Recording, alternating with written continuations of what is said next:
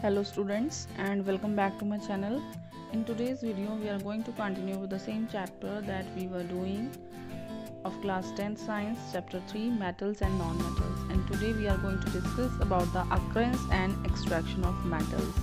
तो टॉपिक को स्टार्ट करने से पहले सबसे आप पहले क्या करना है, वीडियो को लाइक करिए, अपने दोस्तों के साथ इस वीडियो को शेयर करिए, और जो भी स्टूडेंट हमारे पहली बार चैनल पर आ रहे हैं तो चैनल को सब्सक्राइब भी ज़रूर करिए और बेल आइकन को भी प्रेस करिए सो दैट जब भी कोई नई वीडियो हम अपलोड करते हैं आपके पास नोटिफिकेशन सबसे पहले पहुंच जाए और इससे आप कोई भी आपका टॉपिक जो है वो मिस ना करें। तो चलिए अब हम स्टार्ट करते हैं आज का topic. So here you can see that minerals, ores, extraction of metals. So today we are going to discuss about the occurrence and extraction of metals, and here you can see that minerals, ores, extraction of metals of least reactivity, extraction of metals of middle reactivity, extraction of metals of high reactivity, refining or purification of metals, and corrosion. So we are going to discuss about these all topics in detail.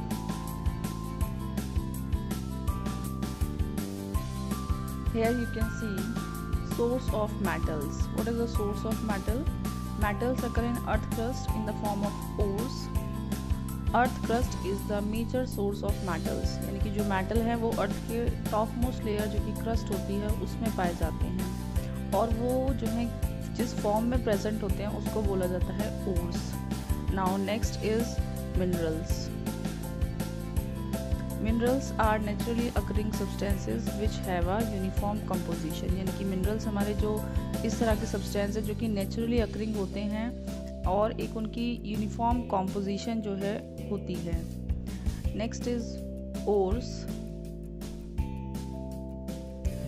जो ores है हमारे, these are the minerals from which a metal can be profitably extracted are called ores. यानी कि ores वो हैं जिसमें से हम मेटल को ईजीली जो है एक्सट्रैक्ट कर सकते हैं। And there are 3 major steps involved in the extraction of metals from its ores. तो 3 हमारे जो मेजर स्टेप्स होते हैं किसी भी मेटल को एक्सट्रैक्ट करने के, वो क्या होते हैं? Let's discuss them. First one is the concentration or enrichment of ores. Second is the conversion of concentrated ore into crude metal, and third one is the refining of impure or crude metal. So these are the major 3 steps that we are going to discuss in detail. So now I am going to start with the very first step, that is concentration or enrichment of ore. First we are going to discuss about the concentration of ores, and here you can see removal of impurities such as sand, soil etc. from mines. यानी कि जो हमारे mine ores यानी कि जो हमारी impurities हैं जैसे कि सैंड है, सॉइल है, उनका भी जो है उनको रिमूव किया जाता है। और which are mined often contain many impurities। जो भी हमारे ओर्स होते हैं उनके अंदर अक्सर जो है इम्प्यूरिटीज़ प्रेजेंट होती हैं। तो ये जो हमारी इम्प्यूरिटीज़ प्रेजेंट होती हैं उनको साइंस में एक टर्म दिया गया है, and these impurities are called gangue. इनको गैंग कहा गया है, GANGUE। May be you can get any other pronunciation of this word, but mainly the right pronunciation of this word is gangue. Okay, तो gangue हमारी वो impurities हैं जो कि ओर्स में पाई जाती हैं। सैंड हो सकता है, सॉइल हो सकता है, तो इन्हीं इम्प्यूरिटीज को जो है गैंग कहा गया है साइंस में।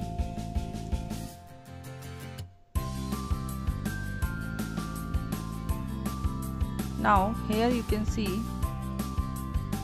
Concentration is done to remove impurities from ores. की जो कंसंट्रेशन है क्यों किया जाता है? ताकि जो भी इम्प्यूरिटीज प्रेजेंट है किसी ओर में उसको हम रिमूव कर सकें। The concentration of ore is also known as enrichment of ore. और अभी हमने डिस्कस किया कि जो कॉन्सेंट्रेशन है, कॉन्सेंट्रेशन ऑफ ओर, इसको एनरिचमेंट ऑफ ओर भी जो है कहा जा सकता है। Process of concentration depend upon the physical and chemical properties of ores. तो जो प्रोसेस है पूरा कंसंट्रेशन का, ये पूरा का पूरा डिपेंड करता है किसी भी ओर की फिजिकल या केमिकल प्रॉपर्टीज पर। Now let's discuss about the second major step, that is extraction of metal. Here you can see that mercury extracted from cinnabar, that is HGS. Cinnabar क्या है? Cinnabar is the ore from which mercury can be extracted. So the reactions involved during this process is HGS plus O2 gives, इसमें heat भी है साथ में, gives HGO plus SO2. The SO2 will be a gas, so it will be released, okay, or it will be go into the environment. और जो हमारा HGO है, we will further heat this and it will give Hg plus O2. तो जो O2 है वो तो environment में चला जाएगा और जो Hg है हमारा, that is mercury, वो हमको मिल जाएगा. सो ऐसे आपके NCERT में दिए गए हैं कि किस मेटल का कौन सा ओर है, वो आपको याद होना चाहिए. It can be asked in your exam, तो ये आपको जो है याद होना चाहिए. And under this there are 2 major process that is included. Now let's discuss them. The first process that come under this is the roasting, and roasting is the heating of sulfide ore in the presence of excess air to convert them into oxides. तो आप यहाँ पे example देख सकते हैं कि हमने zinc sulphide लिया है और उसमें ऑक्सीजन की प्रेजेंस में, या फिर आप कह सकते हैं एक्सेस एयर की प्रेजेंस में उसको हीट कर दिया. It will give zinc oxide plus SO2. यानी कि रोस्टिंग हमारा इस तरह का प्रोसेस है जिसमें हम सल्फाइड ओर को हीट करेंगे in the excess supply of air, यानी कि ऑक्सीजन या फिर एयर, आप कुछ भी कह सकते हैं, ज़्यादा सप्लाई होती है उसमें हम हीट इसको करते हैं. And next is the calcination. Calcination में आप देख सकते हैं ये भी हीटिंग प्रोसेस है, but this process is for carbonate ores. Heating of carbonate ores in the limited supply of air to convert them into oxides. Here you can see the reaction involved. Zinc carbonate को अगर हम heat करेंगे, it will give zinc oxide plus CO2. So calcination और roasting जो है दो एक बहुत ज़्यादा important हमारे process हैं. एक excess में होता है, air की excess presence में होता है, और एक process ऐसा है जिसमें limited supply of air है हमारा.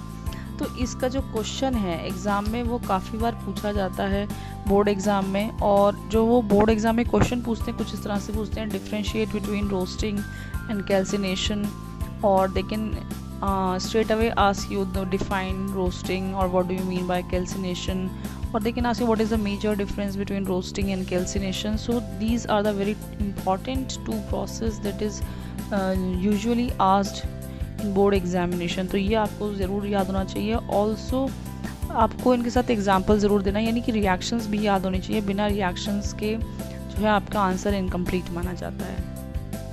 Now let's discuss about the reduction of metal oxides to metal. आप देख सकते हैं जिंक ऑक्साइड के साथ हमने कार्बन को रिएक्ट करवाया. It will give zinc plus carbon monoxide. ये जो कार्बन है इस रिएक्शन में हमारा, it is acting as a reducing agent. ये रिड्यूसिंग एजेंट की तरह काम कर रहा है. और इसके अंदर सबसे पहले हम बात करेंगे इलेक्ट्रोलाइटिक रिडक्शन की. और किसको हम एक्सट्रैक्ट कर रहे हैं? Extraction of sodium from sodium chloride की हम बात कर रहे हैं. ठीक है, here you can see the electrolytic reduction. मैंने आपके सामने डायग्राम जो है दिखाने की कोशिश करी है. आप देख सकते हैं कि हमने एक वेसल लिया है और एक जार लिया है. उसके अंदर जो है सोडियम क्लोराइड का सॉल्यूशन हमने डाल दिया है. There is a cathode and here is anode. इनको हमने एक बैटरी से कनेक्ट कर दिया है. ठीक है, और जैसे ही इसमें बैटरी से कनेक्ट करते हैं और इलेक्ट्रिसिटी कंडक्ट होती है, तो उससे क्या होगा, इलेक्ट्रिसिटी कंडक्ट होने से जो हमारा सोडियम मेटल है वो सारा का सारा कैथोड पे जाकर डिपॉजिट हो जाएगा. और वहीं जो हमारा इसमें Cl नेगेटिव बचा है, यानी कि क्लोरीन बचा है, वो क्या है, it will liberate as gas, यानी कि वो गैस की फॉर्म में लिबरेट हो जाएगा. And it will be liberated at anode. और ये सारा का सारा कहाँ लिबरेट होगा? एनोड पे. आप देख सकते हैं इसमें लिखा भी है metal deposit at cathode and chlorine liberated at anode. और क्लोरीन क्या है, इसमें गैस की फॉर्म में लिबरेट होगा.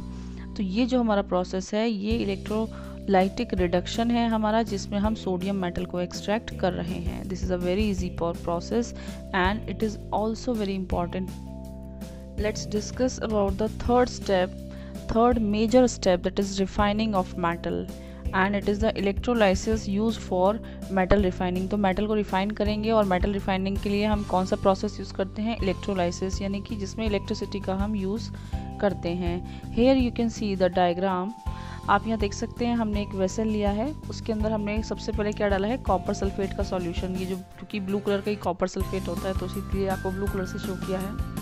और हमने एक कैथोड लगाया है, एक एनोड लगाया है और बैटरी से कनेक्ट कर दिया है। अभी ये ओपन सर्किट है क्योंकि आप देख रहे हैं ये खुला हुआ है। अगर ये बंद होता है, क्लोज सर्किट होगा, तो ये जो वायर है ऐसे ऊपर खुला हुआ, ये बिल्कुल इसे टच करेगा। ये स्ट्रेट ऐसे हम इसको फिर दिखाएंगे तो वो इलेक्ट्रिसिटी मतलब कंडक्ट हो रही है और प्रोसेस चल रहा है।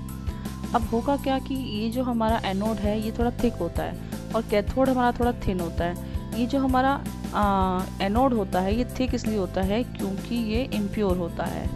ठीक है, अब ये इम्प्योर है तो होगा क्या कि इम्प्योर जैसे ही हम इसमें इलेक्ट्रिसिटी कंडक्ट करवाएंगे, इलेक्ट्रोलाइसिस का प्रोसेस शुरू होगा, तो इसमें से जो कॉपर है वो निकल के क्या जाएगा, कॉपर सल्फेट के सॉल्यूशन में जाएगा।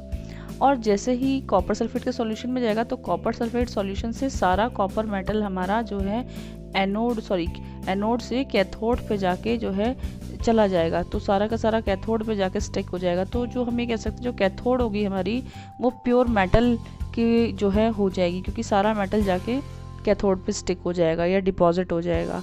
अब जब ये प्रोसेस होगा तो इसमें कुछ इम्प्योरिटीज़ भी होंगी।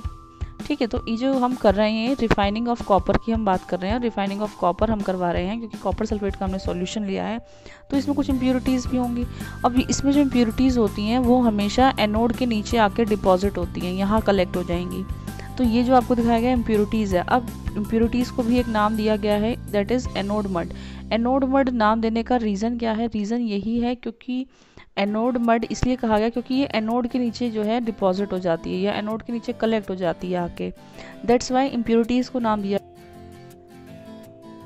आई hope whatever we have discuss today you must have all understood. और अगर किसी को कोई डाउट है तो कमेंट बॉक्स में आप मुझसे पूछ सकते हैं and I will get back to you. तो इस वीडियो को आप सबसे पहले लाइक कर दीजिए, अपने दोस्तों से शेयर कर दीजिए और जो भी स्टूडेंट हमारा पहली बार चैनल पे कोई वीडियो देख रहा है तो उसको सब्सक्राइब ज़रूर कर लीजिए। Also press the bell icon so that you will get the notification each time whenever I will upload any new video, ताकि आपकी आगे आने वाली वीडियोस के नोटिफिकेशंस आपको मिलते रहें और कोई भी टॉपिक आपका मिस ना हो।